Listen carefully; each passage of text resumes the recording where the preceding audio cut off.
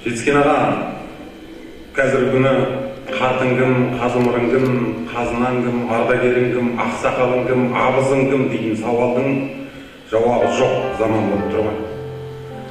Біреуге бар, шеменің тарқатайын, жерін шағайын, осы үлкен ғой деп барсаң, сәлден кейін, сәлде тапқанның бәрі молда емес, тайпалтып шапқанның бәрі жорға емес болып шығады.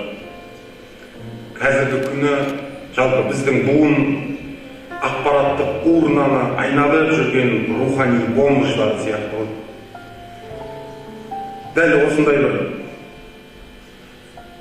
менің рухани мұқтаж кезімде басымды тіреп баратын бір адам болса, өзінің әлі күнге дейін адамгершілік принциптарын жоғалтпаған, азаматтық позициясына әлі күнге шейін адал болған бірегей тұлға кім десе, оны мен Жетіскен Мәкеналы деп айтамын. Жетіскен аға айтып жатыр ғой, Жетіскен ағамның мұражайда жүрген кезіндегі ең алғашқы мен ғанимын мүшәйрасын ұйымдастырды. Сол кездегі бірінші ұйымдастырылған мүшәйраның бірінші орнын алған кезде мен Жетіскен аға 19 жаста екенмін.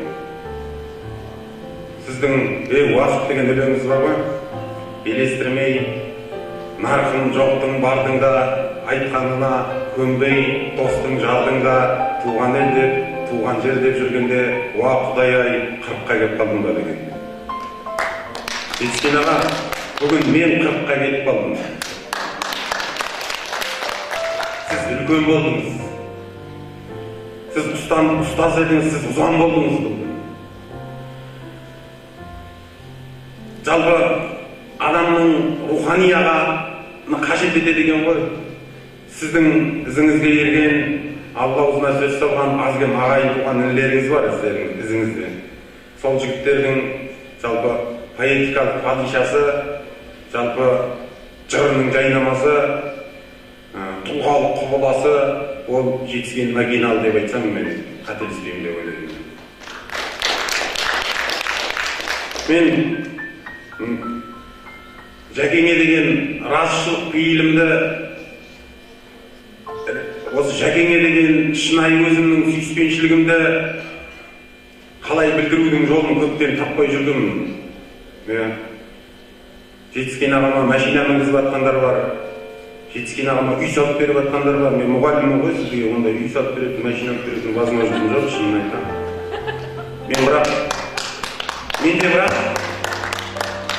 бірақ балаға деген көңіл, балаға деген пейіл бар. Мен өзімнің тұңғышымның тұсауын Жетіскен Мәкеналы мырзаға кестірдім.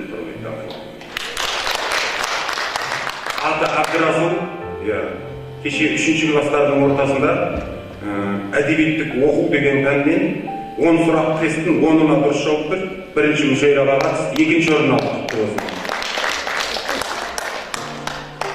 Мен өзімнің ұлымның дәл Жетіскен ағамның жасына келгенде елі халқы қошеметтеп, қолпаштап, дәл осындай қылып шығармашылық кешін өткізіп беріп жатса, мен онда түкте өкінбеймін, құрметті ағайын. Ақынның кешінде өлең оқылу керек деп ойлаймын. Менің ағам Жетіскен. Көсегесі келіскен, көресімен көріскен, жамағатын жасқамай, жан алып, жан беріскен, менің ағам Жетіскен.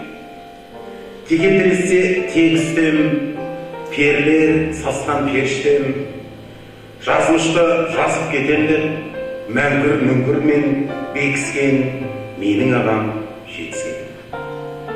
Тұрада қашып терістен, еңсегейлерге еріскен, Алла сөз салған абызым, сезімдеріме сейіссен, аман бол ағам Жетіскен.